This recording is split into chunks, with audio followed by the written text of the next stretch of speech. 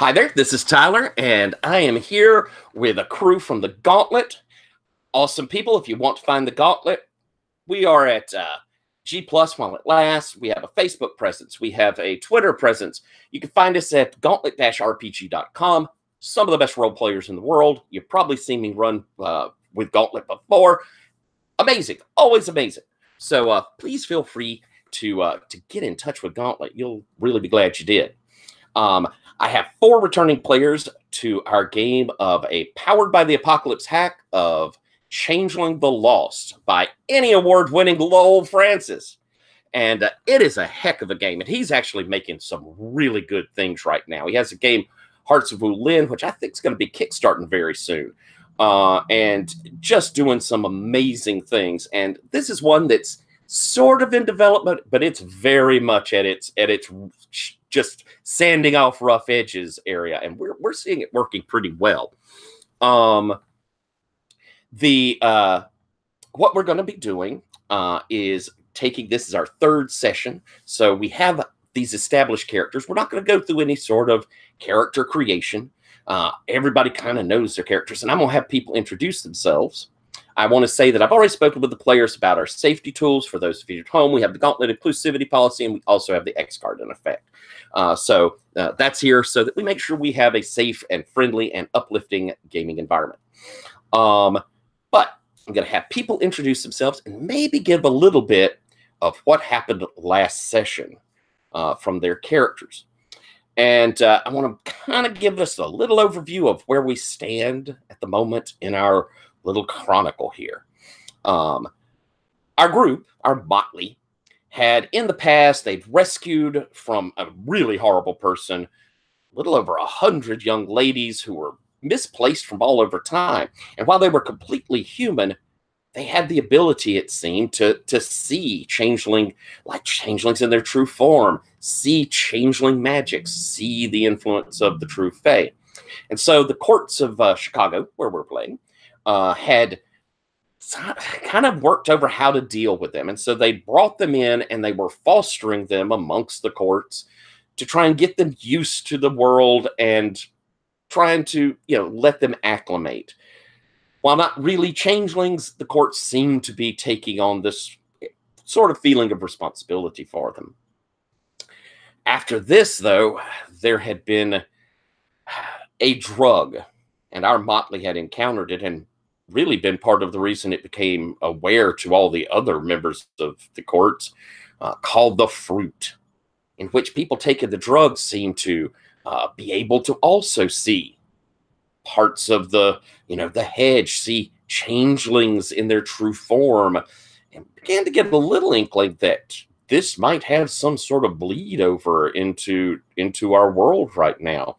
It's also kind of gave them that manic strength that makes them high, and we're kind of getting a feeling that it messes with their minds a bit. We certainly saw a disturbed figure, nigh on homicidal, in our first session while on the drug. So our last session, we had a couple of interesting events, and I'm going to start with coming off of this side, going on my screen to that. Having Patrick, first, if you would introduce your character, tell us a little bit about him, and maybe give a little bit of what happened to you last session. All right. So I'm playing Ditto, a Darkling Mirror Skin of the Winter Court. He comes from a creepy traveling wax museum. He comes from a creepy magic mirror. It's all twisted and weird, and he has a hard time holding on to definitive personality bits. Tends to take on the look and personality of just like the worst possible choice in stressful situations, but sometimes he can use it to better effect. Last time, Mr. Bergman and I got called on by Ashwine, the Prince of the Winter Court, to go off and retrieve Legion's Lost, also of Winter Court, from a prison infirmary where he'd managed to find himself through something. Got shot, maybe? Anyways, I'm not sure if Ashwine wants to do this so he'll have a debt hanging over legions, or whether he wants to use this as a social political point against legions. But they're generally in contention, and sending off people to save him was sort of surprising. Excellent. And John, why don't you introduce yourself? Tell us about your character and a little bit of what you remember from last time. Okay, so my name's John, and I am playing Mr. Bergman, who is a wizened inventor of the Winter Court.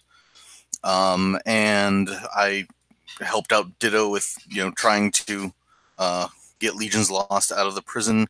For me, it was kind of a proof that I was still dedicated to the Winter Court. And yeah, one of the things we did to do that is I disguised a vehicle as an ambulance, and in return for that, the I don't know, the spirits or something asked me to unlock every door we came across, which was absolutely fun going through a prison. Yeah, so Excellent. And kind of wrap around the end of your your encounter there, we had gotten to Legion's Lost, found that the police were really not taking care of him, and that was strange. That it's not like they don't take care of patients, but he was being heavily sedated, and his wound hadn't even really been treated, and he was in pretty dire straits. And behind the two of them, behind Ditto and Mr. Bergman, as the door, they locked to the room there with legions, they had heard a voice, this captain apparently, that had spoken with a kind of deep bass, but underneath it they could hear the sound of metal scraping on metal, as the policemen were going to let him in to check on our little patient. And they had thought, this sounds like a changeling. and there was also kind of an implication that multiple captives had fell at one time or another. So exactly, this it was dangerous in here. We'd established there was a routine, even kind of for handling prisoners who'd come to an accident, slippage, as they called it. Now, Chris, why don't you introduce your character and a little bit of what you did last time? Okay, I'm playing Humorous Pete. He is a rot-eater beast of the Summer Court, and he, last time he got together with Dahlia, who is a Ferrist, and they were tasked with trying to, I guess, reintegrate or help rehabilitate a couple of the victims of Mr. Holmes from our first escapade. And under Dahlia's suggestion, they actually went out to a farmer's market type, or maybe the equivalent of maybe like a farmer's market / flea market type situation, one of those just sort of neighborhood market type places, and had wandered around, and I had a weird encounter with a hobgoblin that was selling fresh fruit at a stall, which was unusual since those things generally don't appear in broad daylight on the streets of Chicago at a neighborhood festival. We managed to avoid accidentally ingesting any of the fruit, and were able to report that.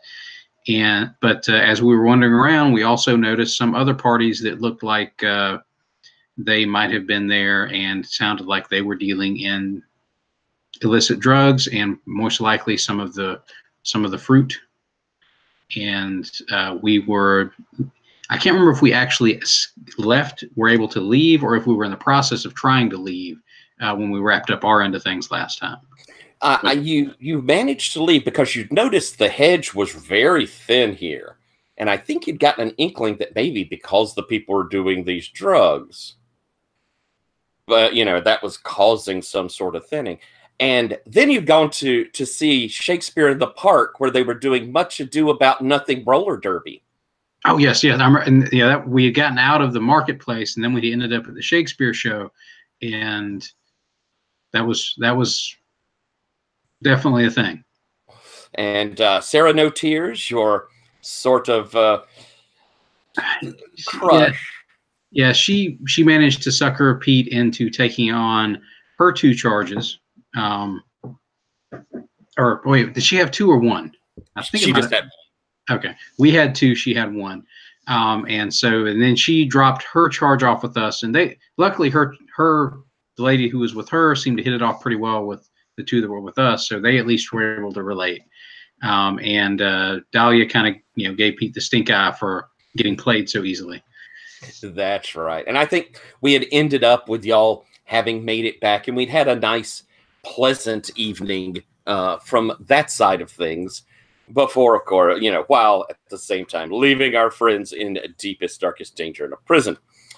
And Agatha, why don't you introduce your character, and let's figure out maybe what you've done over the last couple of days. Okay. First of all, do I sound okay? Sweet. I am playing Hound, which is an ogre. And her background is she was a watchman, which is basically she was basically like a tracker for what is it called again? The First and Last Hotel, and she was sent to chase down someone who ran away, basically, and then somehow ended up staying with this crew. In terms of what she might have been doing, what is the season again of, like? We were in October. We're in October. Crap. So it's not November. Well, I was gonna say it's Thanksgiving, but since it's not, because it's not Canada. Actually, I take that. I'm sorry. October was our first. We're in November. We're playing concurrent with our real time. I'm just bad with dates. Perfect. She was away with the Ditto. What's your brand? Yeah, she was visiting fam with Ditto's bro, Brand. Oh, fantastic. So you'd actually gone out of town and done, or at least, out of the neighborhood and done the family thing with Brand. Oh, I love it. Oh, that's fantastic. Let's, again, to kind of keep us at that tensiony bit to it. Do you think you're still there, or are y'all coming back? Oh, we could be on our way back. Fantastic. So we'll play that it's Thursday night. So full-bellied, the 2 of you are coming back. And how did you read Brand inviting you? Was it that sort of thing of, I'd really like for you to meet my family, or was it more casual than that?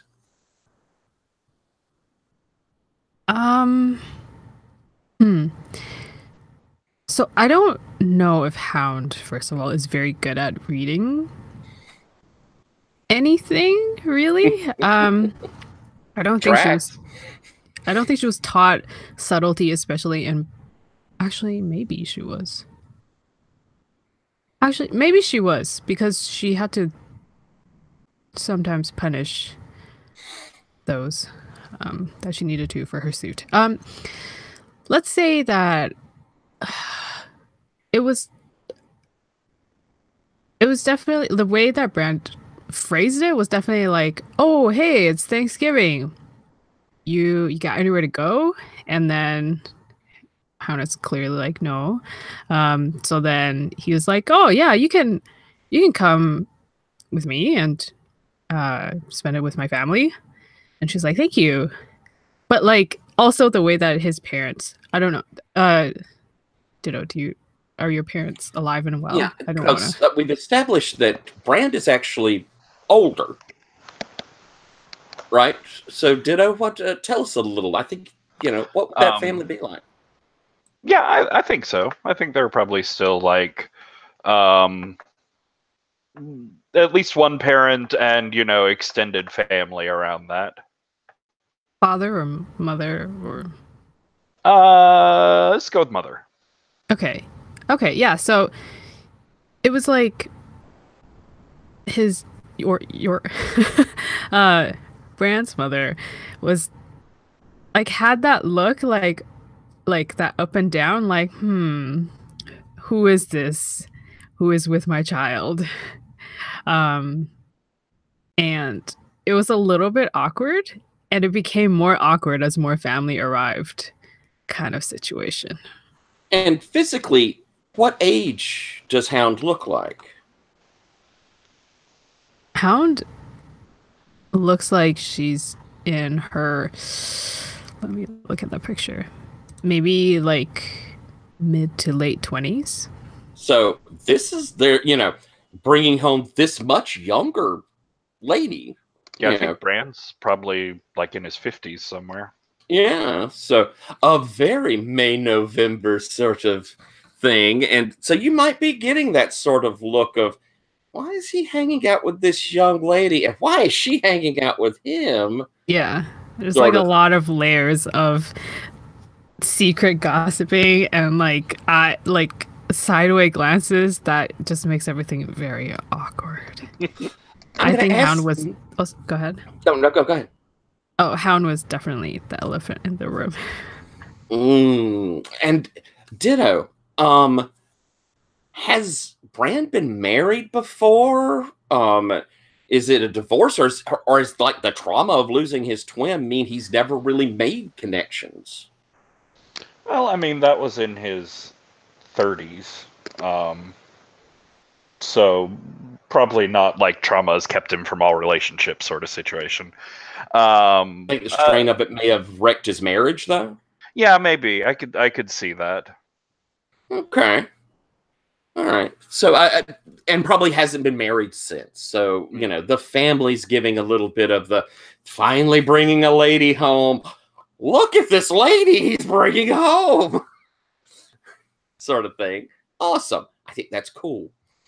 I think just to make it extra awkward, she probably looks like the same age as his first wife the first time he brought her to meet the family. Oh, that's perfect. That's lovely. Okay. So you're driving back, and Brand's been trying to make small talk. Your roommates and you have a real bond, a real connection to him. What are your conversations like? How do y'all speak to each other? I think we actually have this like sort of polite way of speaking to each other, where because we probably started off as roommates, and even though we've come to like rely on each other emotionally, it's not like the way we speak is still kind of the same. Gotcha. I think that it sounds like you have a bit of empathy towards folks, but at the same time, you've got a very clear idea of what Brand means to you. As he's conversing here, and it's, sorry that, Aunt Gladys is always stirring the pot, and, it had to do with a silver gravy dish, and trust me, they seem to like you. I think I like them too, Brand. And he kind of looks, you driving, him driving? I think he's driving. I don't know if I have a license. He kind of looks over at you, and you see this little shy smile from him, and he's like, "Well, I'm really glad. I'm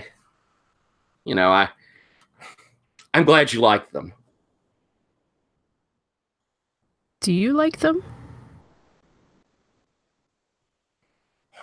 Well, our family's always been pretty close. I mean, we just keep in each other's business all the time, and well, when my brother went missing, it was really hard on us. We spent a bunch of money, and I, you know, Dad never quite got over it. I mean, it's just the not knowing. So when we do these things and we get together, it always, well, it makes me happy because I mean, Mom, she brightens up having the family around her, and you know, family means a lot. Out of character, Ditto, have you reunited with Brand at all? Mm-mm. Oh. No. So I found out when I came back that when I was taken, a wax dummy living replica of me was left. A fetch was left in my place, and so to Brand, his brother died almost 20 years ago, like within a year or two of me being taken, and I haven't been willing to like approach him and open up all those wounds for both of us like that. And I think we kind of said it was like a weird accident. It's one of those twists that the Fae do that very shortly after the taking, something happened. And so, you know, it's like a service station exploded or, you know, something really super coincidental weird. And apparently, you know, it's just, it's from him saying here, it just like hung over the family. It was, Yeah. I think I look outside at like, oh, it's November, so I guess. Is there snow like around Chicago at this oh point? yeah, oh yeah. You'd Okay. probably be getting some lake effect snow. So coming off of, you know, coming down from Canada, hitting that water and throwing out, and it's, you know, Chicago's cold and it's called the Windy City because, you know, it gets those lake winds. Mhm. So, you know, you got the, you know, it's beating on the car and stuff like that. Yeah, I think I'm looking outside at the snow, and yeah, sometimes when you lose one thing, then you lose many things. And kind of, you know, again, giving those quick looks over so he can keep his eye on the road. He looks over and I mean, he has this very serious look.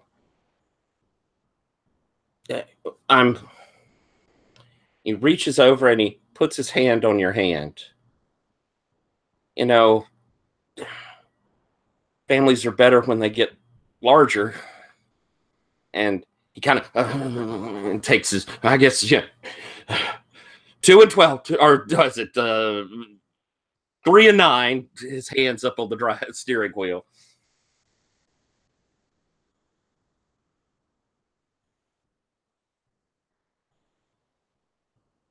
I see. Do I have Ditto's number? Do we have a cell phone? I have a cell phone. Yeah. Sure. Yeah. Okay, so I text Ditto. Let's meet this evening. Assuming we can get back by the evening. Excellent, you can. And so that's an excellent cut. Because I think that inside of the jailhouse infirmary, you hear that, well, let's see what's going on with our patient. Just as Ditto, your phone goes beep, beep, beep, beep, beep, beep. Pull it out and mash buttons. Do you look and see who's on it? Yeah, I mean, I'll see the notification at least. I won't see the whole message. Okay. Just though, you know, as you look down, you can see Hound there, and you know, Hound certainly went through some things with you not very long ago. You know, maybe it brings it into your, oh shit, maybe, you know, how can I go from being there for a murder to now breaking people out of prison, sort of, oh dear Lord, sort of thing, as the door You hear the key click, click, click, click, and it begins to open. What are you doing, Mr. Bergman? We hear the door click, click, click, click. Yeah, you can see the handle turn. He's coming in. Okay. I'm gonna try to talk to the door handle. It's like, I will let you be unlocked for a long time, but just stay closed for right now. Oh, well, we're already playing with a all doors should be unlocked contract. So, with your talking to machines, I think that goes off your move. But I'm going to give you a -1 forward because this is going against your I should be unlocking everything. Okay, that's fair. What are you feeling to roll with? Fear. Fear.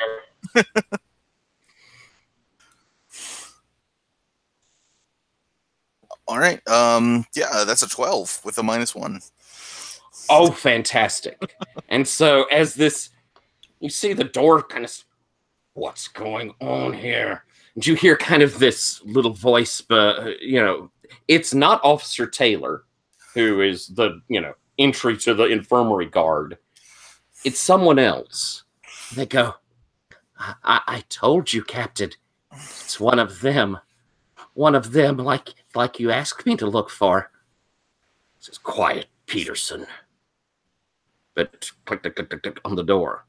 And I want to bring up something. We're kind of having a little chat and a little talk in our chat about conditions and clearing them.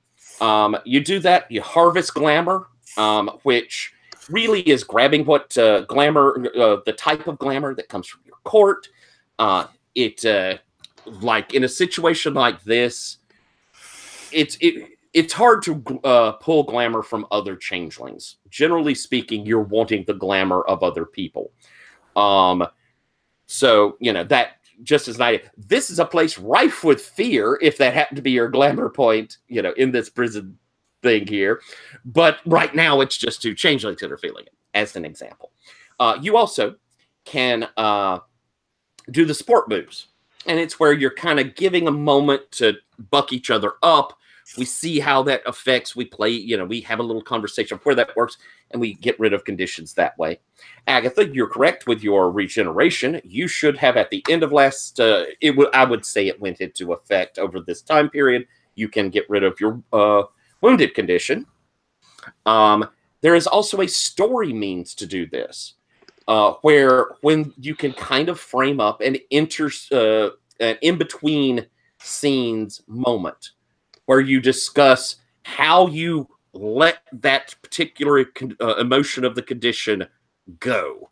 How you, if you're fearful, describe how you work through the fear, how it either gains control of you and you're overwhelmed by it, or how you find courage to stand up and say, no, I'm better, sort of thing. We can do those. You can at any time when we kind of wrap a little scene up, say, I think I want to do that, because of the fun of that is I look at you and say, okay, tell me a story. And I always want you guys telling me a story. So, and then finally, magic will do anything. The power of contracts can do all sorts of things to heal folks up.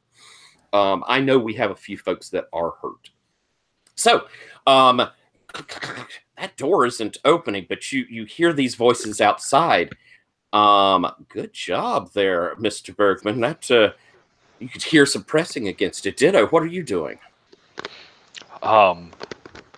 Looking back and forth around, like, are there any closets or windows or?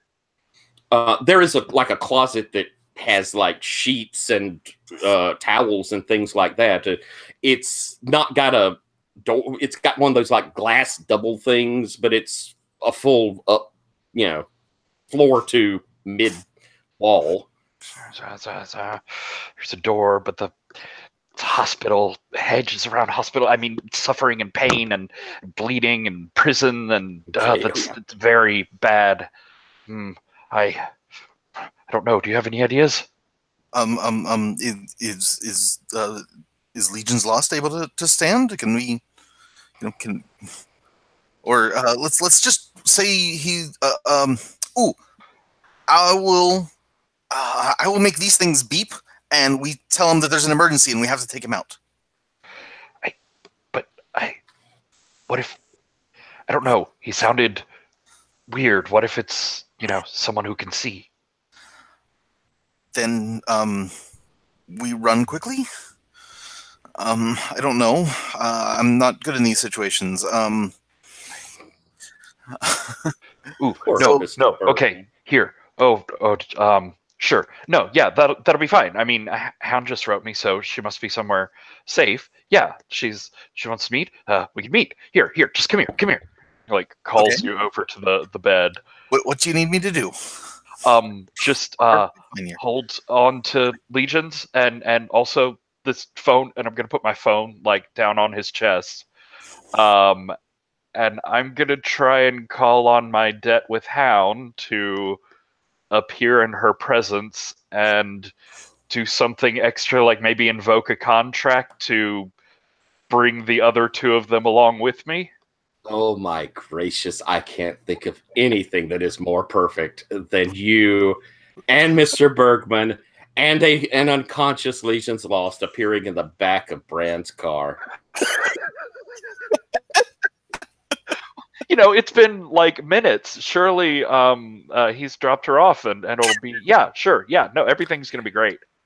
So you can do this automatically, correct? It doesn't require a roll for you to go to someone you have a debt with off of your move, right? Right. To take other people with you, that does sound like you're kind of invoking a contract to go along with that. So let's see if some difficulties that can go on there. Okay. How do you feel about, what are you pulling from to make this happen? It's still not fear, but I definitely don't think we're in like the realm of calm. This is very magic, so I could go with power, I think. You could. Yeah. All right. So I'm going to have you roll. But as you're rolling, you hear this sound of metal on metal scraping, and you see teeth go around through the door at the handle and chomp down, biting the door handle off as the door is pushed open. And you can see in our NPCs tab, off to the right there, is Captain Steeltooth, who is the figure standing in the doorway. Beside him, he's wearing, plain clothes, but they're clothes that are like a cop. He has a trench coat. He has a hat. He looks like a Chicago cop detective. Beside him is this guy in his police uniform who's kind of drawn up and kind of jittery. And as the door opens, he looks over. It's 2 more of them, Captain. 2 more. But you could tell he's definitely a human. But he's seeing you two. But the captain is definitely a changeling. As you might guess from that picture, he's just not normal. And he goes, 3 for the price of 1. Oh, my employer is going to be very happy about this. And he starts striding in. So, Agatha, I think there's like a ping on your phone of a text coming in that just says like "scoot over" and then exclamation point, like D. And let's see how this. Oh dear. Wow, that's a 10. Well, I'll be hornswoggled. So let's see. When you call on greater powers, mark clarity and roll. On a hit, choose one below. On a 10+, I name the catch. I can mark a condition to take an additional effect. Is there an additional effect you could think of with this? Right now, you're getting the 3 of you out to appear where Hound is. And you can kind of, out of character, kind of in a meta sense, think of where you're appearing. Since you're invoking Fey magics, they often fill in some gaps.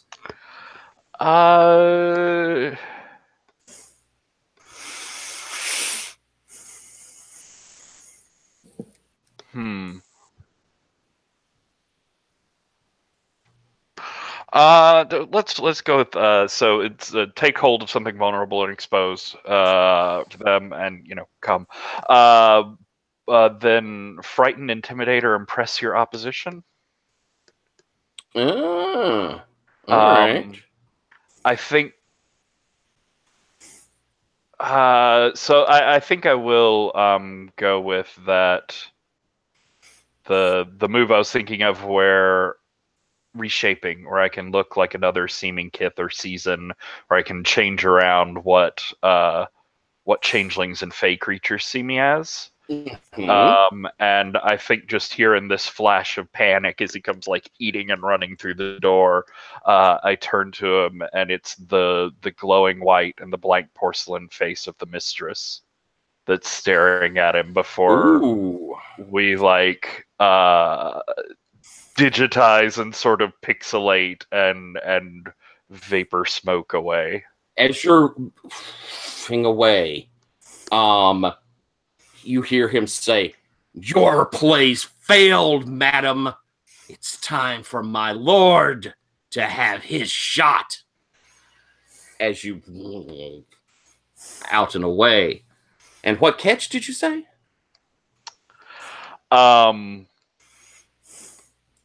I think my phone catches on fire and stays behind. Ooh. And so as you digitize and legions and Mr. Bergman collapse into the phone, it smokes. And the audience at home gets to see him walk over looking angry as it kind of goes poof for the space of legions. It lands on the gurney, picks it up. "I think we need to go to forensics, Peterson." We're going to hop over because I think we'll have to wait for the arrival at the car. We're going to hop over to Humorous Pete, who you had a great night earlier this evening. And everyone's, you've gotten the ladies home. And Dahlia is kind of entertaining them. Dahlia is, she's a show person. So she's, enjoying this opportunity to have an audience and, kind of going through things that are different and talking about that gentleman who tried to hit on Nell there. And so you're, while they're doing that, you happen to have, if you don't mind, have maybe opened up and gone out of the den to grab a little something to eat, a little nosh for the group. And as you're coming back, you see a pair of shiny green eyes coming out of an alley to intercept you. Not quite at your den, but here on the pier. A bowler hat, and you see a rosy red cherry of a cigar. "Humorous Pete, yeah, good to see you again," of Abyssinian Max. I know it's always good to see me, Max. I was just wondering. Know that your buddy there, Bergman, been working on some things. He is good at that. Guess I have my own cigarette I could smoke. But he goes, "I wouldn't mind him working on something for me. See?" Well, isn't he a member of your court? You could ask him. "Oh, well, I got a feeling that he'd work a little more diligently, maybe even quicker, see, if it was for a friend." He might. I can understand why that would be a problem for you, though. Especially since I want something a little unusual. Is this something unusual enough for you to be risk telling me what it is? Well, I got a feeling old Bergman wouldn't like hearing about how you smashed up his music box now, would he? I'm sure he wouldn't. Hate for that sort of thing to happen. Lovely friendship you got. hate for something to happen to it, yeah. It would be. It would be really terrible. It would be something that would perturb me sufficiently to take action. Well, we would want that now, wouldn't we? Yeah. Why don't you just tell me what you think you'd like him to do, and I'll broach the subject to him, and I'll see if he's receptive. He brings out a sheaf of papers, walks over. This is the design work, see? Friend of mine, friend of yours, Zelcher, helped me get hold of it. Pete glances at it. He remembers what Max had Zetcher doing, so he's very, very, very suspicious. It's a dream catcher, see? Special one. I don't know if you're familiar with what we've recently been subject to with the courts and all these folks that we've recently caught from the dream, but we might have caught more than enough dreams for a while now. I think we're good.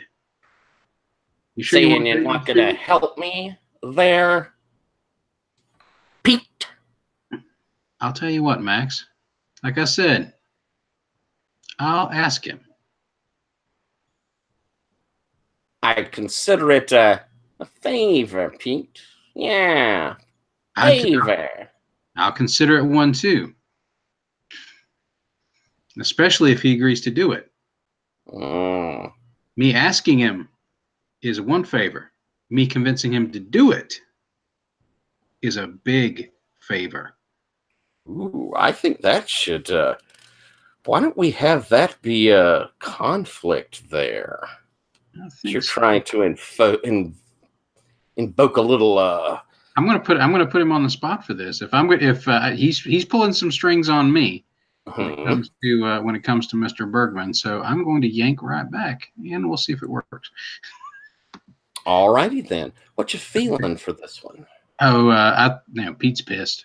We know he really, really does not like Max, and having this kind of crap thrown back in his face just makes him doubly annoyed with it. So he's gonna roll with anger. And let's see how this goes. That is a 6 on the dice plus 2 from anger to make it an 8. All right. So pick 2. If you cash in a debt on them, I don't think you have a debt though on them. No, I don't have any debts. I've got debts related to stuff that Max has done, but none of them directly attached to Max yet. All right. So you get to pick 2. I think I'm going to avoid reprisals, harm, or cost. I think we're kind of at an impasse there. And I'm going to. I'm going to get what I want from him. I think he's going to agree to that deal. That me asking for it, me putting the question forward as coming from me instead of coming from Max is one favor. Me just putting that out there. If I actually manage to convince Bergman to do it, to actually undertake this job and get it done, then and I give the thing to Max, that's going to be another favor. Right. So all right. Mind if I negotiate? Oh, yeah. Go ahead. Sorry. Let me negotiate a little bit with you. How about if he agrees that he's not going to mess with Zetcher anymore? Would that count as one of those favors? Oh, that would. Pete would take that. Well, Zetcher. Seems like all his usefulness is done. Yeah, see? I think, I can... Wow, he's nothing to me. No. All right, Pete, you got yourself a deal. Yeah. And as you shake on it, you gain a debt on Abyssinian Max. Yes. Provided you bring this thing to him. That's going to be the tricky part. All right. I'll make a note of that. And so I imagine you head back in with your snacks, your sheet of paper, and a feeling of, probably a little superiority over Abyssinian Max. This was a well-handled situation. So I fully expect Max to double cross me on this. That's how Pete's moving forward with it. Just to put that out there. All right. Well, I think I'm going to flash over, and I'm going to ask. Ditto. I think I'm going to ask you. Where do you appear? Where do the three of you appear near Hound? I mean, In are the they sense still in of- the car? Yeah, you're right. How about I start with you, Agatha? Where are you and Brand right now? And I think probably you haven't quite made it home, but have you stopped? Where do you think the two of you are? I think we can. I mean, it depends on how. Well, you did roll a 10, so I feel like because of that, maybe we just stop at a gas station. Okay. I think that sounds cool. So he's probably pumping gas. Did you go in to get snacks or run to the No. restroom? Anything? You sitting in the car? I am in the car. Excellent. All right, then. So I think I'm going to go then over to you, Ditto.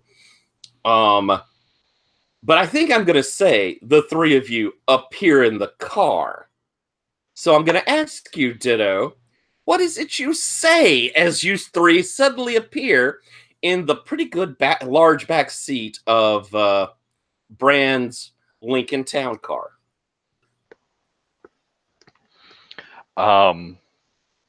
I think it's just a shit. Sort of as they appear and get away from the horrible steel-toothed monster. Hound, you see this? I'm going to ask you, Mr. Bergman. Probably hasn't quite looked into the car yet, but it is back in the back pumping gas into it. You see Brand. What do you say as you suddenly appear here? For Brand, I pine. Oh, right. Okay. I was reminding myself of my romantic entanglement. I pine for Brand, but they're in a relationship with the Hound.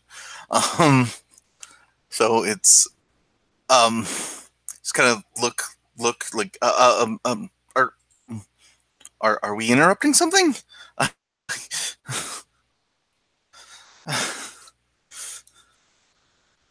Okay. I'm turning around at this like sun like in the car. Oh boy. Hello, Hound. Oh, thank goodness. Okay, we're safe. Good. You can get us out of here, right? And Legion's Lost is bleeding. We need to take care of that. Oh yeah, Legion's is bleeding. I'm just gonna point silently at Brand, who's outside, pointing him out to you, all of you. Yeah, Ditto. I think that's probably what that inner conflict move was made for. I think so too. What you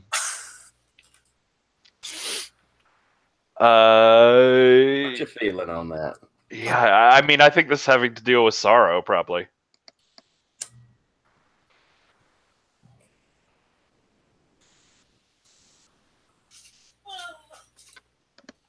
That's a 6. Well, we are starting a new set here. So you have 2 in the trust pool.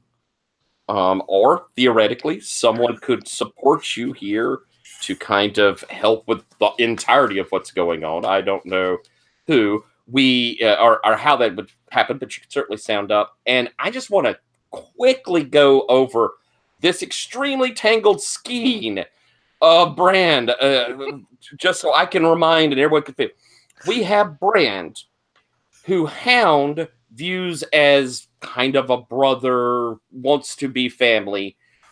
We have Mr. Bergman, who has a crush on Brand, who is a customer who comes in to their shop.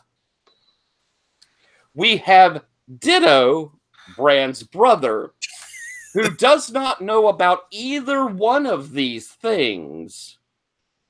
And we have Hound, who has a crush on Ditto.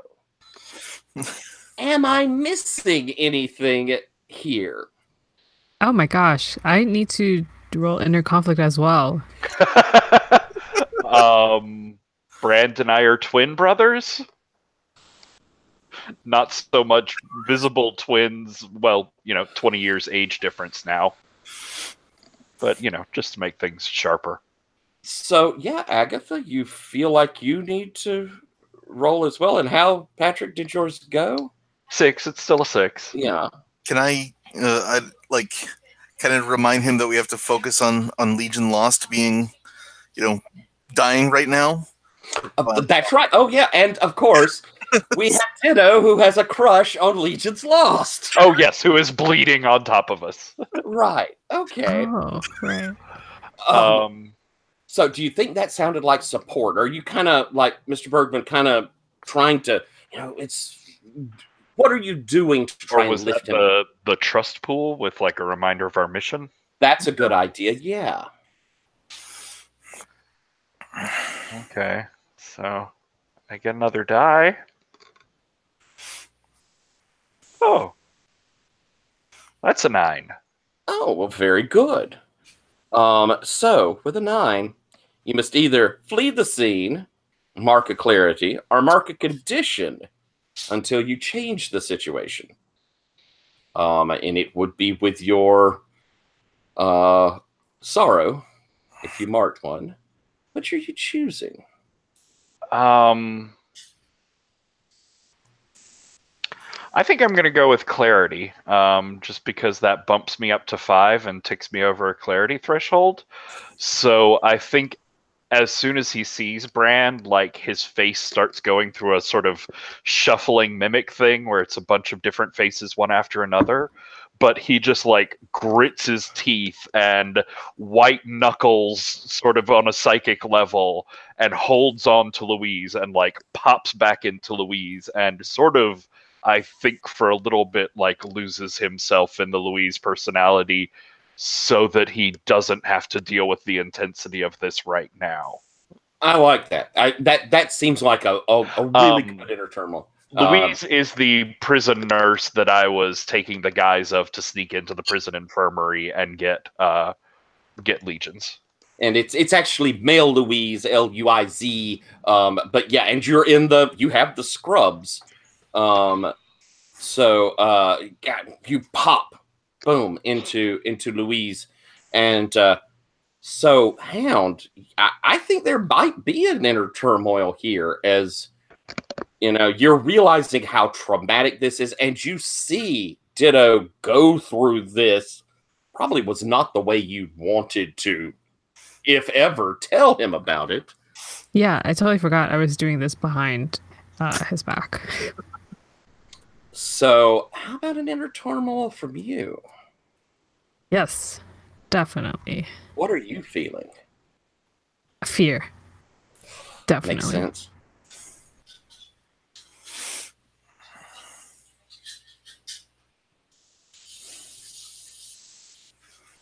That's a 6. Ooh, we're gonna drain out that that trust pool. Someone feel like doing that? Or are we gonna go with the 6? Let's go with the 6. All right. So I get a little hard move on that. And I think what we see outside, we hear the tunk tunk as the handles popping for the gas tank getting full. He pulls, the spout, the hose out, and is like just apparently oblivious. He's not really looked back or looked in. You wouldn't probably. He's like just over his shoulder. Now I'm gonna go in and get my receipt. My hard move is going to work off of a choice you have. You can either I'm going to play with the flee this scene off of the mid result. But in fleeing this scene, you're going to have to come up with a cover to tell him. I mean, you're going to have to either yell something and run, or figure some way the two of you are getting away from what's happening right here. Or you can mark clarity, and I'm going to give you a -1 ongoing through this scene to actually talk to Brand.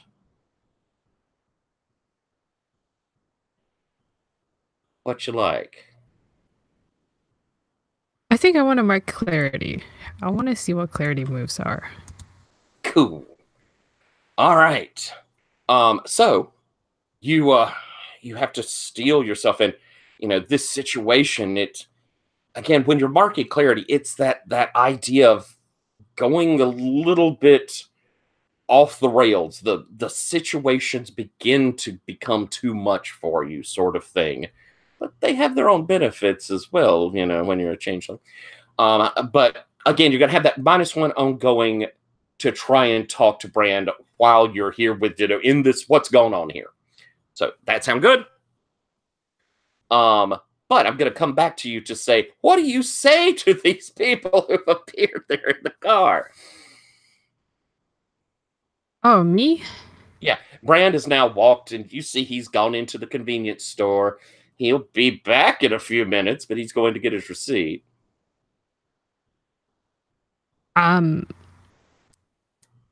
I stare at who I know is Ditto. I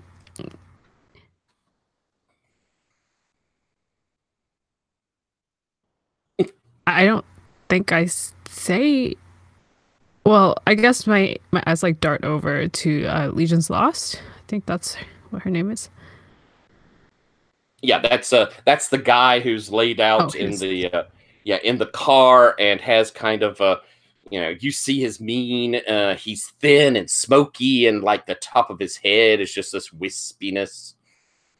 Is he bleeding or something? Yeah, his shoulder's bleeding. He's got a bandage on, but you can see the bleeding, and he's very unconscious. I'm sorry, ma'am. I'm sorry to burden you, but we have a patient here. He's in critical condition. I'm afraid if we don't get him some sort of clean attention soon, he's going to go critical here. And you hear it in that perfectly not Ditto's voice. While seeing Ditto's face. No, seeing Louise's face. I see Louise's face, but you're a changeling, so you also see Louise's face made out of broken black mirror shards. It's very much sort of Ditto's body style, but this different face. Okay. I mean, I think I opened the glove compartment of Brand's car and maybe take out a first aid kit. Thank you, ma'am. Yes, that's a good start. What are you doing, Berkman? This is an awkward situation. Also, did you know that I have been hanging out with Brand? Did Mr. Bergman know? Yes. Yeah. By my background, yes, I did know. That's why I wouldn't go after him, although I'm pining for him, because I knew you had a relationship with him. Is Ditto the only one who doesn't know? Yeah.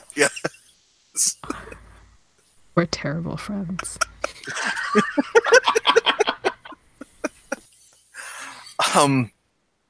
As for what Mr. Bergman is doing, honestly, I was thinking like that one door lock is probably really upset right now because we left.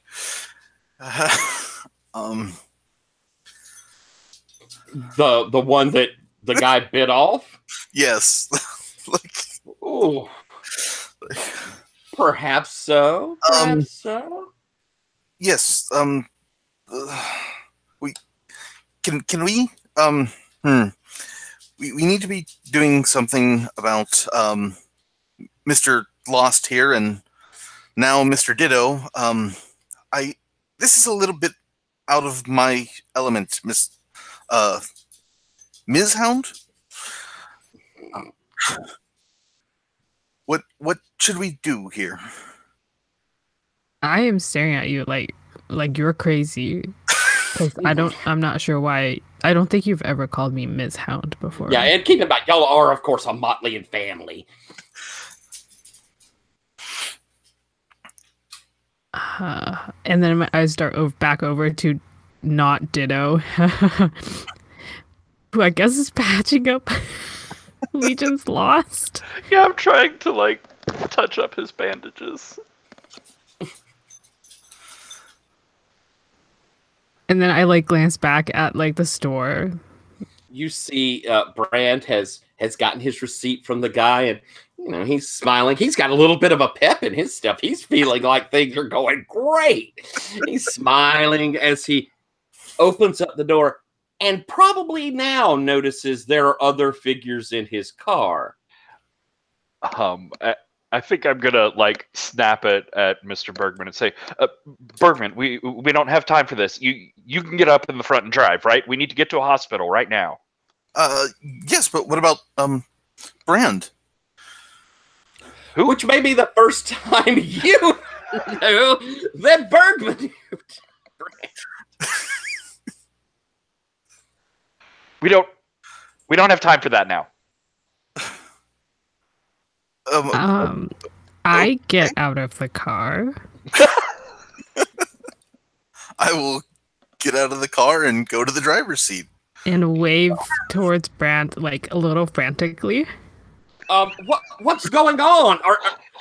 Hound, what's who are these people in my car? Hello, Brand. Injured? Mr. Bergman? Yes. Why are you getting in the driver's seat of my car? What are you doing here? Someone is bleeding. Oh, are you all right, Mr. Bergman? He comes moving up, and yes, I'm fine. It's this gentleman here. Hello, doctor. Looking at you, Louise. Oh my goodness! You got to get him to a hospital. I think this is a great time to bring out my clarity move that I just picked up. Oh my! It's called Fate Binding. You may join the fate of a mortal to your own when you do roll. With this connection, you can always coincidentally bump into them, know their current status, and always take advantage when interacting with them. And I can mark clarity to have them appear in a scene. I think this is less intentional and more just a thing that are happening. So roll. Let's see what happens. What you rolling with? Let's stick with sorrow. That seems nice. You think it's sorrow? Okay. No joy from seeing him? No, not under these circumstances, certainly. Oh, well, that is a 7.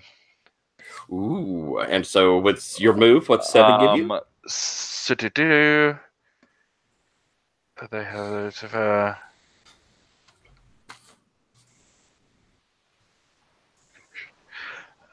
mark clarity.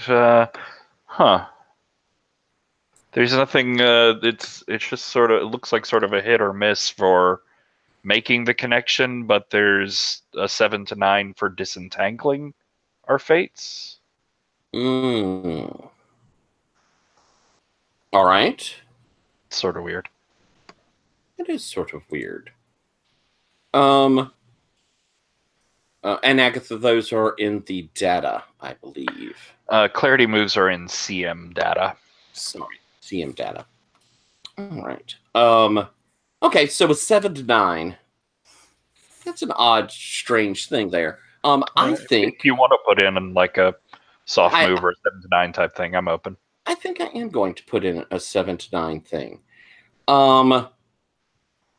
hearing him speak to you, and here with your motley mates, you know, and you're patching up legions, and he, as he says this, he you know, he's kind of moved the driver's side door is open. He's kind of moved by Mr. Bergman after seeing so, and he reaches in and he touches your knee as he's kind of leaning in to see Legion's Lost. I'm going to give you an option here. Uh-oh. You can either reach out and take his hand, you know, have that familial connection with your twin,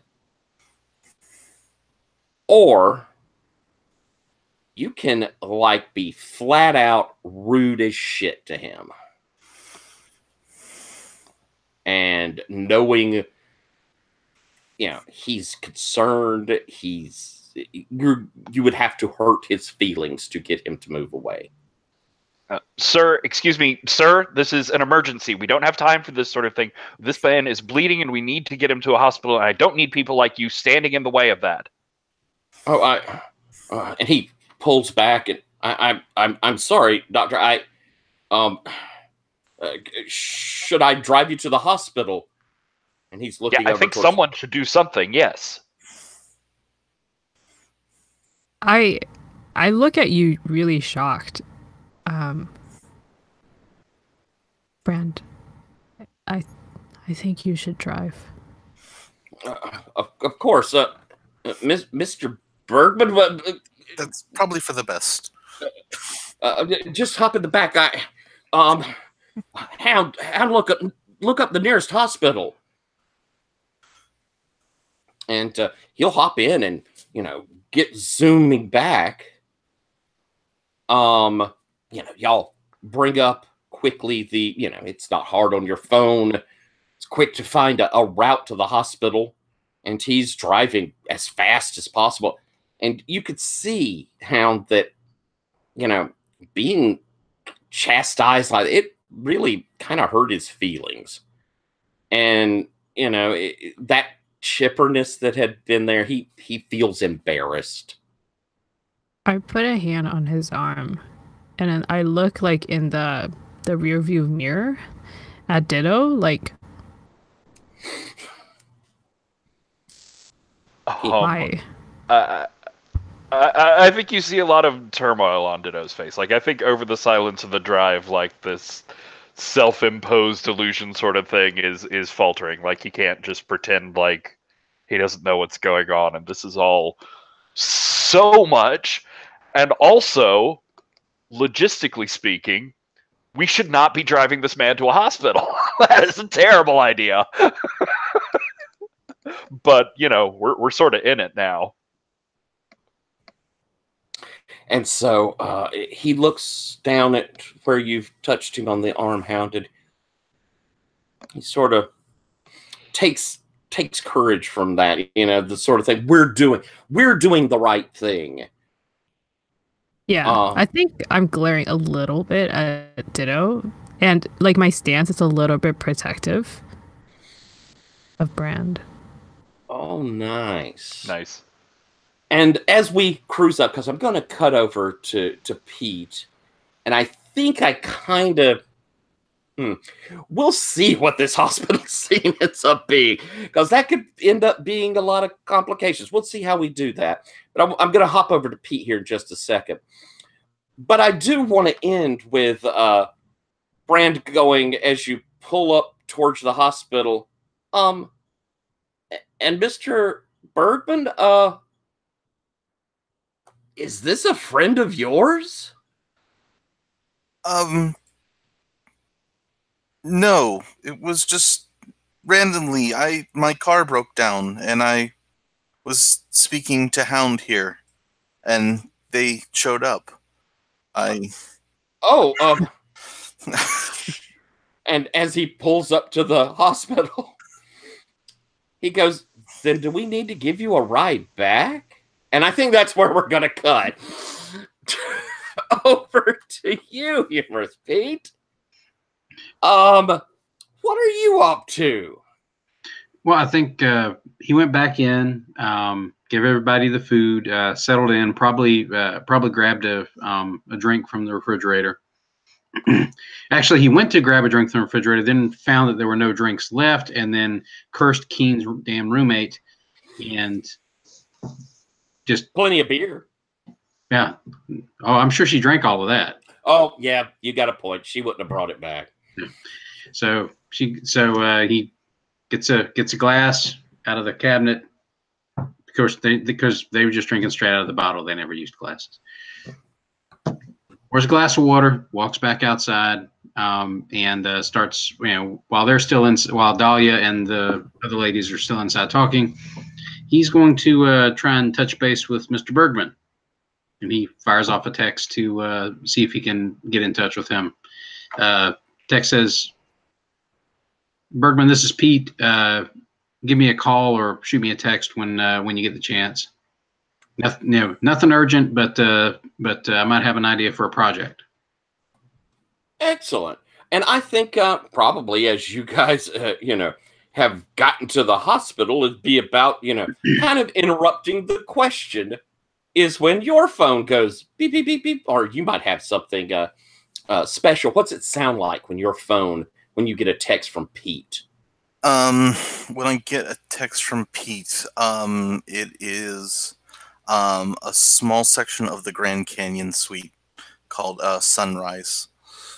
Oh, nice. And so your phone begins playing this as Brand is kind of looking at you and goes, "Oh, now, what was the text? I heard the text. Okay. Boy, I'm in that kind of complicated moment where I'm trying to figure out what to do, and it's the perfect time for our break. So how about we take 8 minutes and come back at 25 till, and I'll have some sort of concept of what we're going to do in this chaos that's involved here. Sound good? See y'all back at 25 till.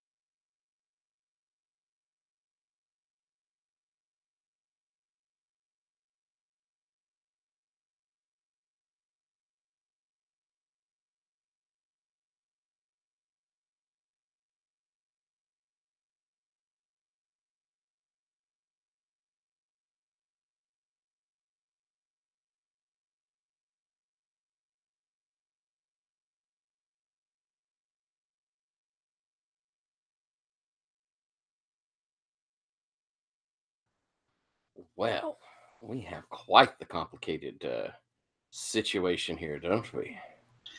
Yeah, poor Pete feels like he took a bathroom break at the worst possible point in the movie and is now walking back in going, what, who, where?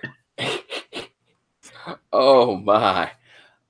So we have Agatha. There's Agatha back, and so I think what I'd like to have happen is okay.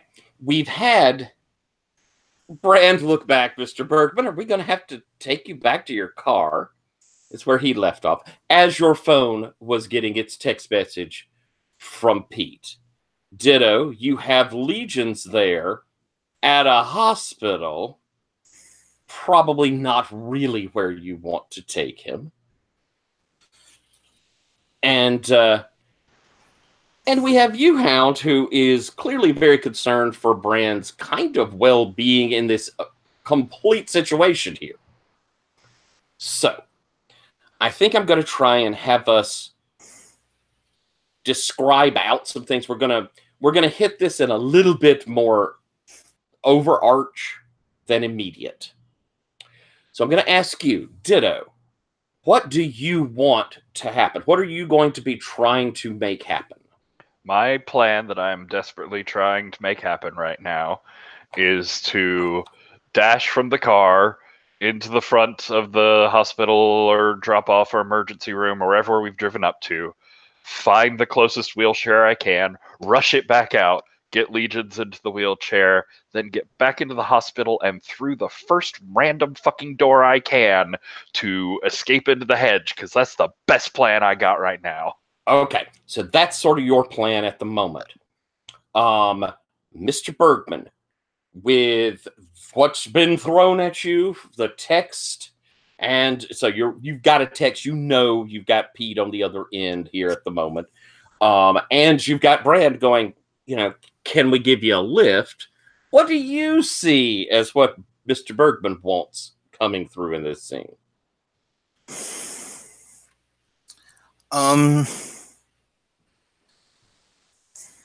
Not without knowing what Ditto is trying to do, I'd probably be like trying to convince Luis that he's looking better, so he doesn't need to go to the hospital right now, right? And then do we? I'll open this up. Ditto, do you think you're going to give some? Again, we're kind of overarching or overseeing a little. Yeah, I'd do like a grab and hiss, whisper in ear, sort of like just go with it, sort of thing. Okay, then yeah. So with that, I'll say like I should be okay, but I need to get this call. It's very important for the moment. Okay, so you're going to click back to get in touch with Pete. Yeah, I'm kind of flustered, especially watching them holding hands most of the drive to the hospital. So, all right. So let's do you and Pete, what you say to Pete, and then I'll find out what Pete wants to do as we pull out this scene. What do you say when you get on? Do you step out of the car? Or are you saying it from the back seat? Yeah, step out of the car and said, yes, Pete, what can I do for you? We're kind of in a situation at the moment that, if you're anywhere near the hospital, we could probably use your help. Hospital? Which hospital? Looking over, you see, and it seems, Pete, that they are, I'm going to claim, north of city, still suburbsy. I can be there relatively soon. It's Chicago, it's traffic, but I can get there with the van. Well, you can fill me in when I get there. I can text you when I pull into the parking lot, and you can tell me where you need me to be. Okay. Yes. Yeah. It's Legion's lost his hurt. So yeah, the quicker you can be here, the better. Oh shit. Okay. All right. I'm on my way. All right then. So Pete, for kind of using the scene. Yep, I'm jumping in the van and heading in that direction. Tearing off. All right. Just to ask, are you gonna do a little fairy hooji to speed yourself along? I think I'm going to try. That's not Pete's strongest suit, but I'm going to see if, since hospital and somebody, some big muckety muck in the winter court. And I have a question. Ditto, does Pete know that you've been into legions? Like I remember you had some hostility because Pete was there for the hostility towards Songbird Rex, who is also with legions. Did Pete get the idea that that's why you were kind of hostile to Songbird? I think so. I think, Pete and Ditto go way back in this motley, and I think there's definitely like a night of too much drinking and just sort of like pouring out all of my feelings and all of my romantic frustrations and that sort of thing to you. Not to mention, every time you hear Legion's lost, you go, "Oh, Legion's lost." Yeah, there is the little like anime bubbles that go out around me. Okay. All right. So Pete's going to try and with all of that out there, Pete's going to try and speed things along. I think he's going to he's going to try and basically do the equivalent of like a 7-league boot step sort of thing with the van. To get him there. It's not like a quantum tunneling effect, or he's not going to try and travel through the hedge, because this van costs good money and business. But he's just going to try and speed it along. So, okay. All right. So, invoking a contract, what you feeling? I think at this point, I think Pete's feeling a little bit of fear. He's worried about what's going on, and he's worried for legions and for Bergman and Ditto, because generally, if changelings show up at hospitals, that's generally not a bad time, or that's not a good time for anybody. It's bad for everybody. All right. Well, let's roll it up. All right.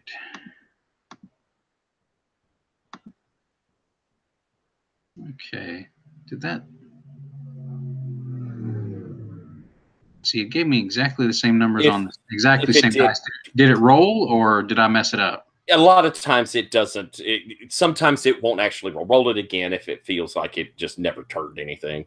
Yeah, it looked like it was exactly the same result on exactly the same position dice, which would be that button gets a little wonky sometimes if you're not hitting exactly. Let's see.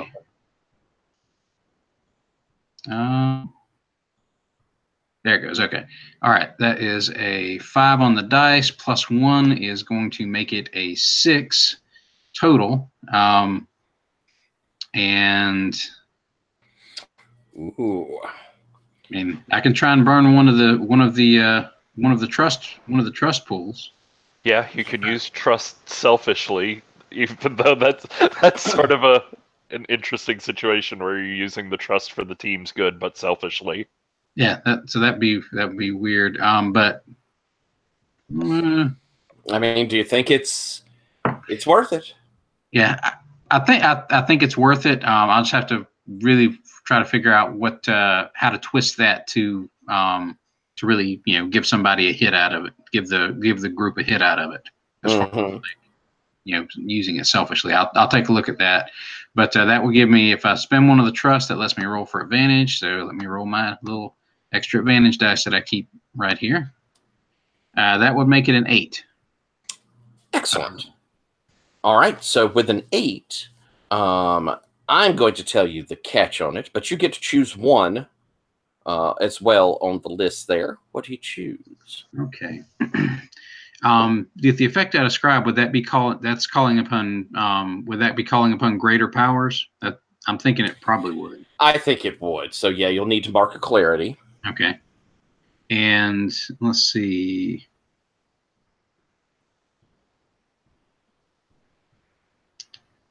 I think I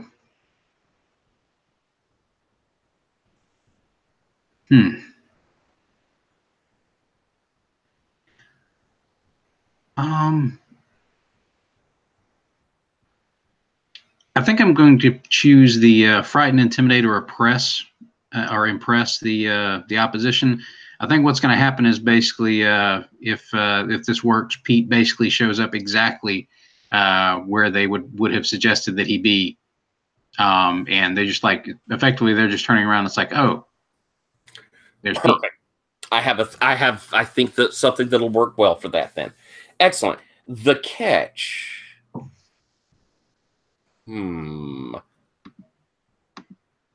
As you're, you get into the van, you start it up, and it sort of, as you start moving, you get this almost like you turn a corner and it turns to a different place. It's like you've, just that skip, that jump sort of things. That feel right? Yeah. And as you do,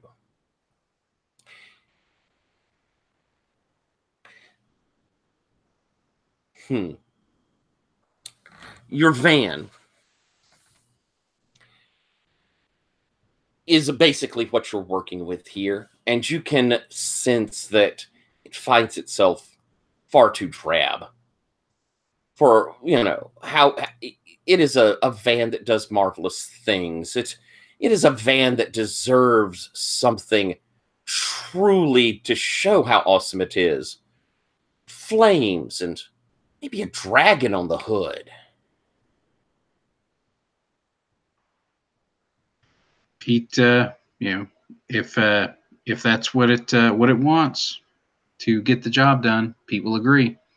Is that something that's going to appear when it shows up, or is that something that it wants me to get done? I think enough of the catch is that now you have this very, very memorable van, so that as it makes the turn, it goes glossy black with the big, and it rather than like the dragon looking up towards the windshield in a small demure way, it's like the whole front end is now dragon head, and the fire rolling down the side all the way back, and just sort of flames up on the back of the van. I mean, it's very flashy. Is it at least good, or is it like crappy airbrush? It's pretty good, but it's definitely the 20-year-olds going to the shop want to get. It's definitely very 80s album cover looking. Okay, so thematically it's really, really awkward, but at least the work's good. Okay, right. I'll take what I can. I'll take what I can get out of that one. Okay. All right, and so I'm coming to you, Agatha.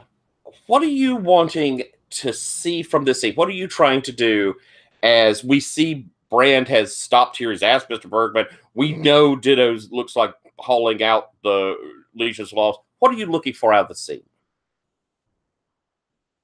I feel like Hound is a little bit torn because she wants to like take Brand home and just like get him out of this situation that is kind of like it didn't have anything to do with him, but he was like dragged into.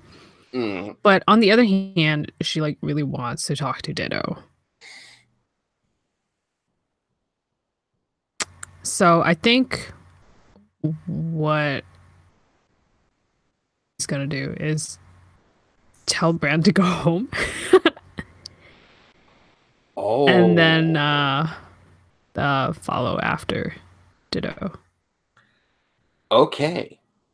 I'm going to ask you, does it feel like, are we going to angle towards a conflict where you have to convince Brand? Are we going to have an incident? Or would you rather angle towards this as an inner turmoil, emotion-y heartbreak as he says and leaves or whatever? Do you want conflict or you want the heartbreak?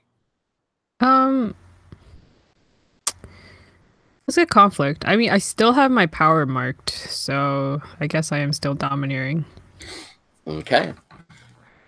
So as he says this, and Mr. Bergman takes the call, Brand looks over at you and is like, well, that's some excitement I wasn't expecting. I guess we'll see if Mr. Bergman needs a ride home, and then, wow, this is something to write about to the folks.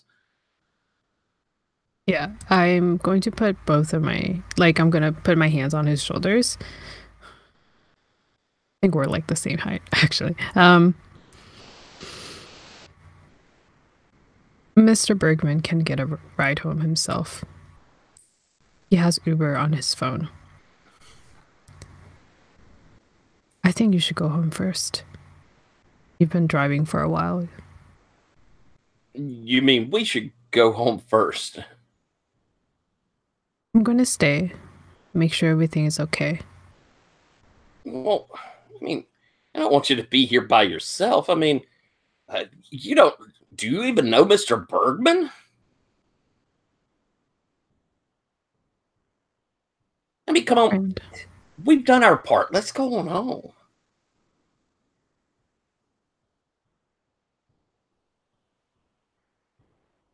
can you just go first? And he gives you this kind of look like, you know, it's both a question, what's going on, and this kind of little bit of a suspicion of, what are you trying to keep me out of, sort of thing. Do I need to like roll something for Yeah, this? Or? I think we should roll conflict and see how this goes. Okay. Let's see. Because you're attempting to enforce your will emotionally on someone. What are you rolling with?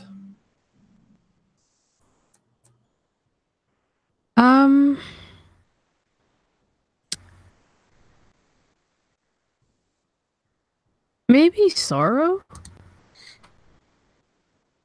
Okay. I could see that you're like you're feeling sorrowful for this happening. Is that where that's coming from? I think I'm just upset. I'm just upset that like things are at this point where everything is a mess right now, and because it seemed like everything was going so well. It was until Ditto showed up. All right, roll it up. Okay. Do I need to mark anything for this? Nope, you shouldn't have to mark anything for this one. Okay. Oof. I rolled a 4. Which +1 is 5. Oh my. Even cashing in a debt with him wouldn't take us to a 7. No. So, as you, he goes, well, fine, you. I guess I shouldn't be surprised. All right, yeah, fine. I'll see you back at the house. It's no big deal, right? Mr. Bergman, you sure you're gonna be okay? I'll be okay. Somebody's coming for me. And as you say that, coming around the corner into the parking lot, you see this van with this enormous dragon face on it and the fire.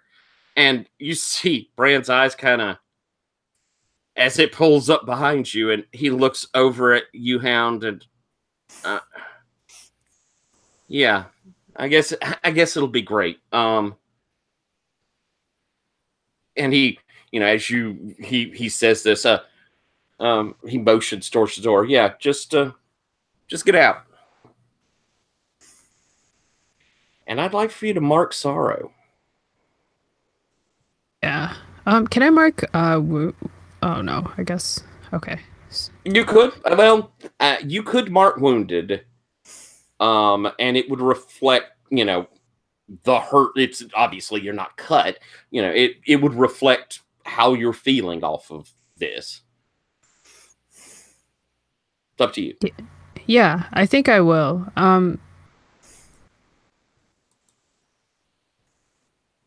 Yeah, I think I also look hurt, and I look at him like why? Okay. As you get out, he see you back at the house. He drives off. I set off to find Ditto. All right, I mean Louise. You are shucking off after Ditto. You lit up, to grab a wheelchair. I'm guessing by the time you see the car heading out, you've pulled out Legions, put him into this chair, and are probably cruising towards the door. Does that seem fair? Are you planning to jump in the emergency room doorway, or are you going somewhere a little more subtle than that? It's slightly more subtle than that. I'm trying to get inside and find an interior door to sort of fuck off through. But I did like grab Bergman and whisper that sort of thing to him at one point along here. So tell him to let Bergman know what you're doing. Yeah. Okay. And so I'm going to say then, Hound, you're not very far behind Ditto. You certainly could, shout up ahead, loudly speak up ahead if you wanted to. Is that what you're doing? No, I just dash. Okay. I'm a very fast runner. Ooh, I like that. So the door, we've got you, Ditto. The door opens up for you. People inside start looking, and you kind of turn down a hallway real quick. Radiology, we'll say. So there's some doors open on it. And as you get on that hallway and you're about to turn into a door, you realize the two of you are no longer alone, and that Hound is right there beside you, has caught up with you.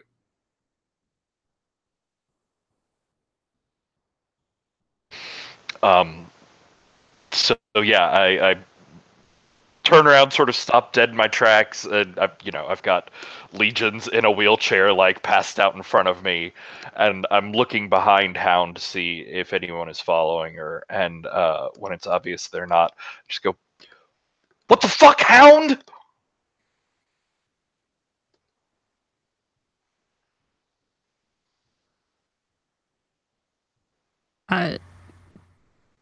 Do you want to leave? What's that? That was my brother. What were you doing with my brother in a car with? Is that gravy? Do you have leftovers? He's my roommate. I'm what?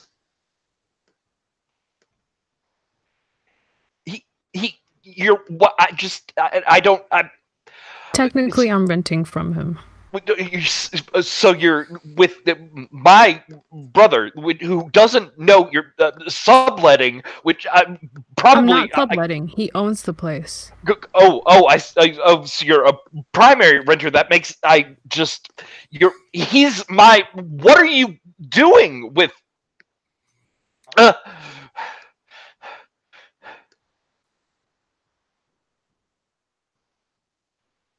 sorry, Ditto.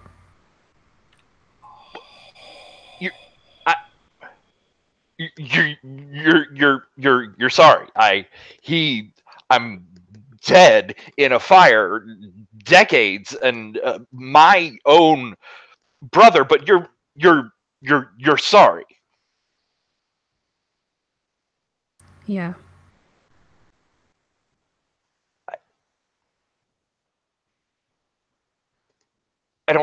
There's not time. He really is wound, bandages, bleeding, needs help. I think I reach out and I put a hand tentatively at your elbow. I think he jerks back from it like electricity shock.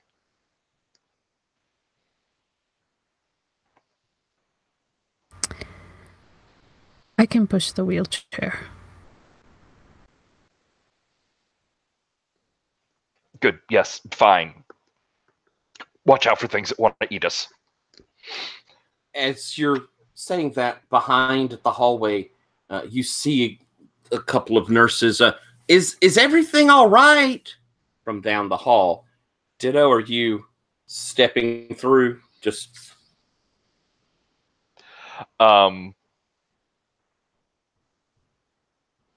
Yeah, I think so. Let's roll a Into the Hedge. Oh my goodness, that was a good scene.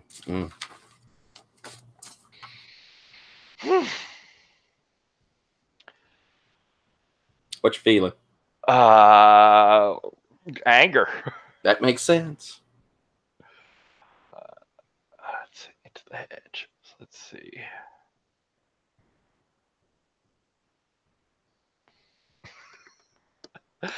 That's a 6. Well, you could use trust pool if it feels like. Do you think you're helping, Hound? Well, we don't have any trust left, but Could do a support. Or can I help in some way?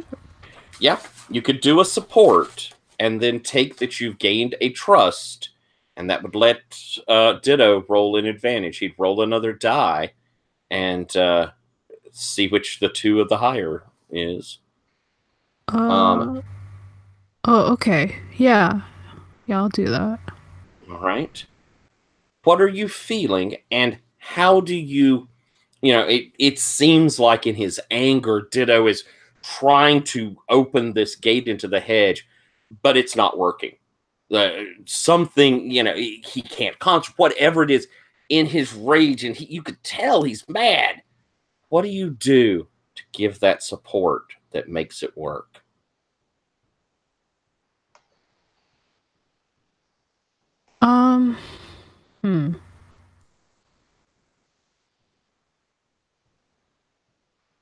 I think like before he like pulled away from me, but like I reach out again, and I think I like clasp his hand to steady him. But what I'm feeling is still sorrow.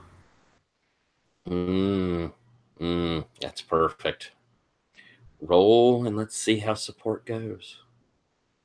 Oh, okay, that's an 8. Plus 1 is 9. Perfect. You share in any consequences of their actions, which I like. And Patrick, that gives you a chance to put another die. Let's see how that goes. That didn't change. Well, then I think we re-roll. Oh, it got better. So that's a 9 instead. Okay. So into the hedge with a 9.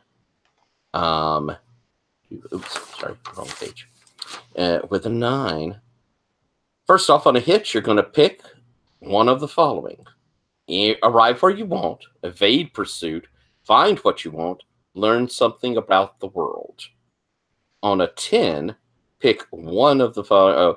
On a 7 to 9, pick one of the following, and I'll choose one of those others. So, first off, which of the ones in the first thing are you getting?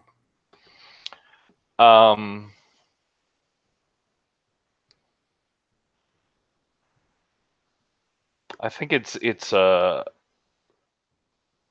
god, they're so good.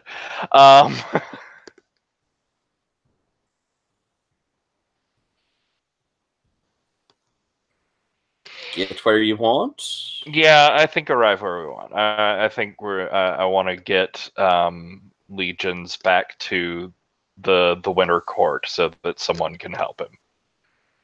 All right. So, heading to the Winter Court. The door opens as the two of you step through. So then I want to know what you pick off of that bottom. Takes significantly more time, draw attention, take harm, mark clarity. You lose something important, you owe a debt. And I'm assuming I'm sort of choosing for the both of us. Well, someone is sharing in your consequences. Actually, two people are sharing in your consequences at the moment. Because poor Legions is there in a chair. Is this gonna affect Legions too? You're planning to bring him with you, weren't you? Yeah. Okay. I'll say clarity, as we have a very. I imagine the hedge on the other side here is strange and upsetting in some way. I also want to, with that clarity, tell me how Hound reaching out and helping you, how did that affect that clarity as well? You know, you're so angry, but you need this help. I think it's that Hound is so like monofocused and stable. Like Ditto is so fractured and unsure. But even if he feels like she just stabbed him in the back, like that doesn't change the fact that she is like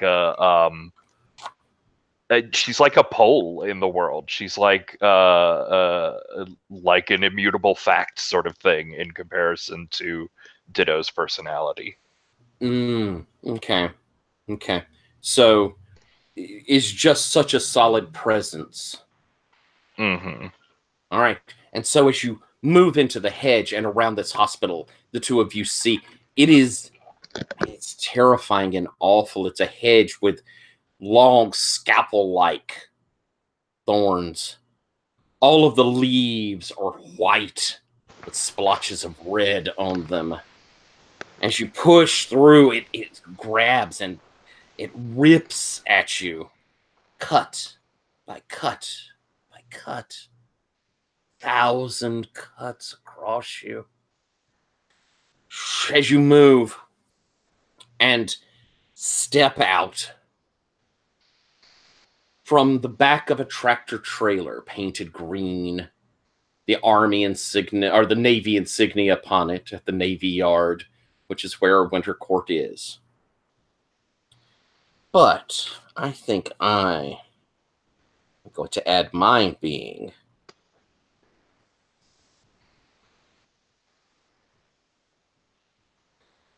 You lose something important. As these scalpel-like things are moving across you, you feel something cut from you. You know, Ditto, that while you can look like anyone, you can never look like your young self again. You're never going to be exactly that Ditto anymore. Does the like fate binding and that traumatic interaction with Bran, does that basically catch my mask up in years to him? Ooh, I like that. You like that? Yeah. Excellent. That I've basically like re-imprinted on him just to make it that much more obvious if we run into each other again. Excellent. And since you're caught in this as well, Hound, as these pieces of you are sliced away, what memory of your childhood does it carve? What pound of flesh is taken by the hedge?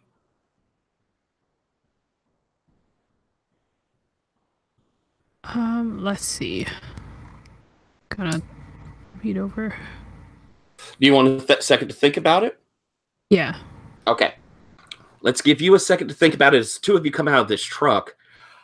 I think probably we're in the hospital parking lot where an extremely fly van has just pulled up behind you, Mr. Bergman. As you look over and see Pete behind the steering wheel, what do you say? So, Mr. Pete, short version, we were in prison, Legion lost was hurt. Oh my God. I adore you so. That's wonderful. We teleported out of there and showed up with Hound, who was with Brand. And then Ditto got out of the vehicle with Legion's Lost.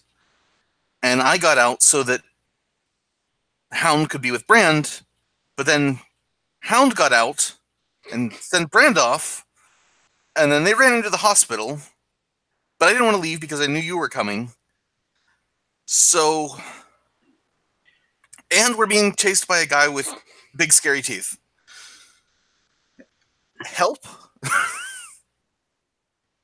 Okay.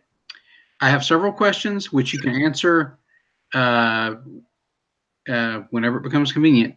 But where did everybody go? They ran into the hospital. Ditto said he was going to try and use the hedge. Oh, God, that's usually a terrible idea. Okay, they're probably in the hedge somewhere. Where were they going to try and go through the hedge? Did they say? Patrick, is it fair to say Ditto would have given some indication? Again, we were kind of condensing a scene. Yeah, he probably muttered something about getting back to Ashwine. Oh, yeah, so back to Ashwine. Ashwine. So they were going to the Winter Court through the hedge from here? Right. Okay, all right. Between Hound and Ditto, they're competent enough to make it through the hedge to there, although that's always harrowing. Okay, so get in the van. You can tell me the rest on the way. I have several questions. The first of which is, who's Brand? Okay, is it fair to say that on our journey, you give a pretty good layout, Mr. Bergman, of what went on? Yeah, sure. Okay. And so you travel through getting towards the Navy Yard, which is on the north side. So y'all, now we're reaching up to 10:15. John, I know you're not with us next time, which is sad beyond sad.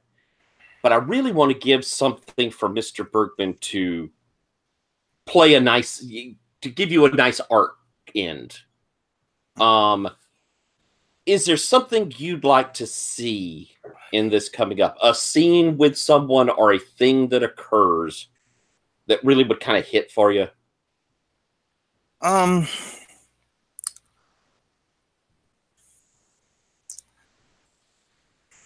If not, I can try and work something, we can try and have a good hit moment. But do you want to have some resolution with Brand? Do you want to confront someone here in the Motley? Anything like that? I was thinking probably something with Hound. Okay, cool. But yeah, if we don't get to it, I'm okay with that too. So cool. All right. So the two of you are tearing through. I'm guessing you're not doing you're driving normal. Yeah, I'm driving normal. I'm not going to try to do that twice in one night. That's a recipe for disaster. Plus, as we're driving, that'll also give Pete a chance to sort of broach this other subject with Bergman after he's gotten a couple of those questions out of the way to kind of get the gist of it. Because it's Chicago traffic. We're not going to get there fast. Mm-hmm. So yeah, y'all have what do you want to ask him? What do you want to talk to him about there? Y'all certainly have time for a moment. I'm going to say, hey, I've been approached with an idea for this device, and I want you to take a look at it and tell me what you think while I'm driving. Oh, okay. It was described to me as a dream catcher type thing. I don't think it's like the Ashinabe artifact dream catcher, but it's something like that. Maybe if you could take a look and see what you think, see if it's something you think you could make work. Sure, I can take a look at it. Is it somehow related to your new paint job? No, that's entirely unconnected. If only things were that neat and tidy.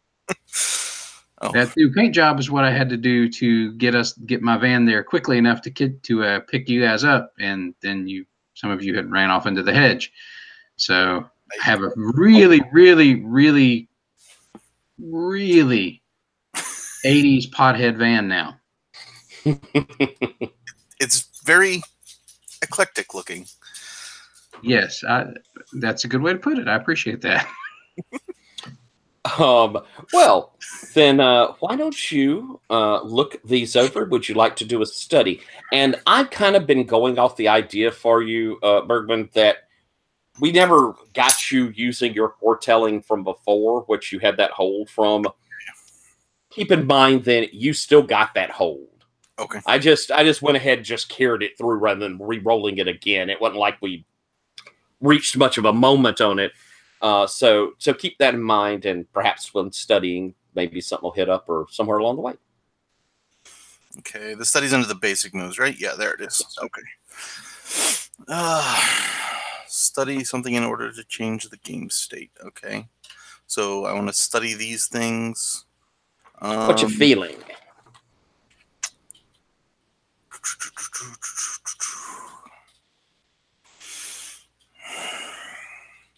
Working on a machine is really where Mr. Bergman tends to want to focus. So I'm going to say it falls under power. Excellent. Oh, okay. 12. Oh, fantastic. So you get to hold 2. You can ask a question about situation or place. So for the example with this, where would it be used sort of idea, or, some sort of thing about who made the drawing, anything like that. Question about the person would also be like what the item does. You can ask something along those lines. Or you could just reveal a detail, which is always fun. Hey, I'm going to ask...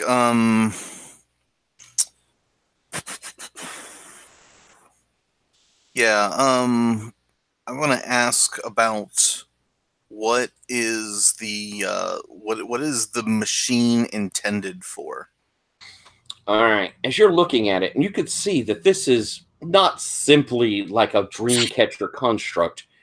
There is a lot of arcane design into how everything's laid.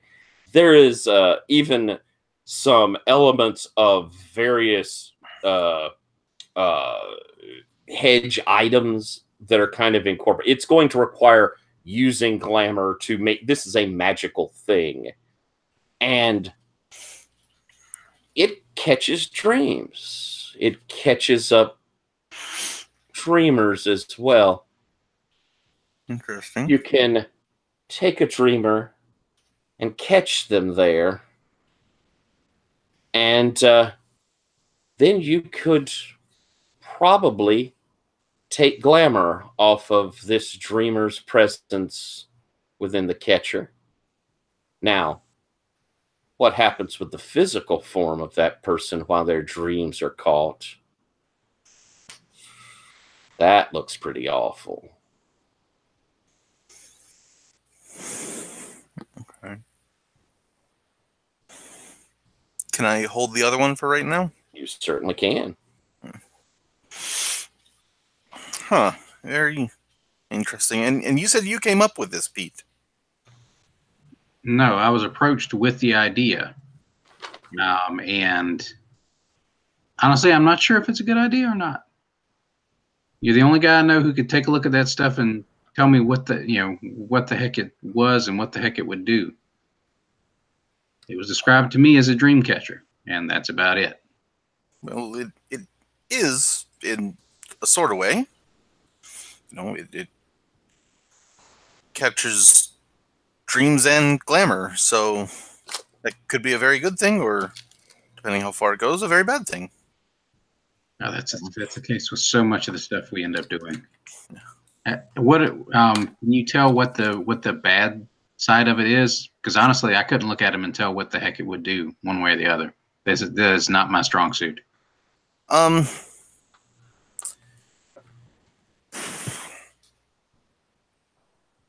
Imagine, well, I'm going to use that other point to give the detail that, essentially it takes the dream and molds it into a a wish, essentially, and removes it completely from the person, so they lose their dreams and the glamour that comes with it. It would be very mundane if this was widespread. So this isn't a harvesting of glamour so much as a ravaging of glamour. Yes. Oh, Thresher of of glamour would be Beautiful. This is Thank you, John.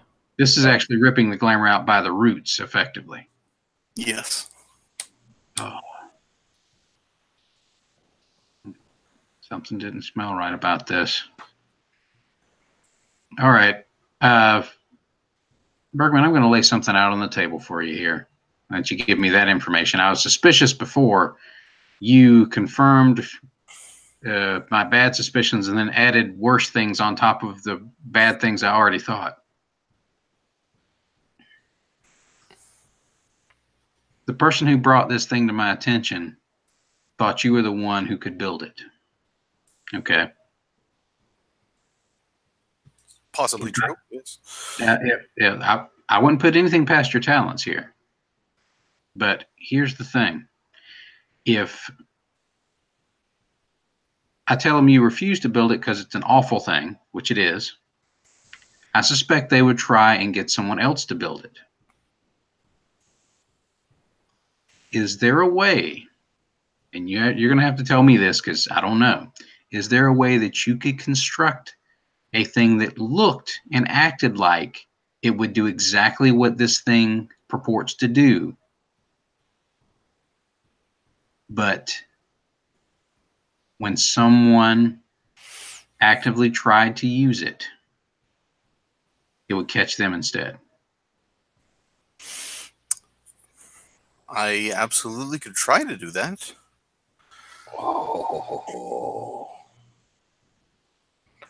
marvelous. I think that's a scene end line there. And so with this thought in mind, as you're traveling through, we're going to hop over to the Navy Yard as you step out of this truck, the three of you, and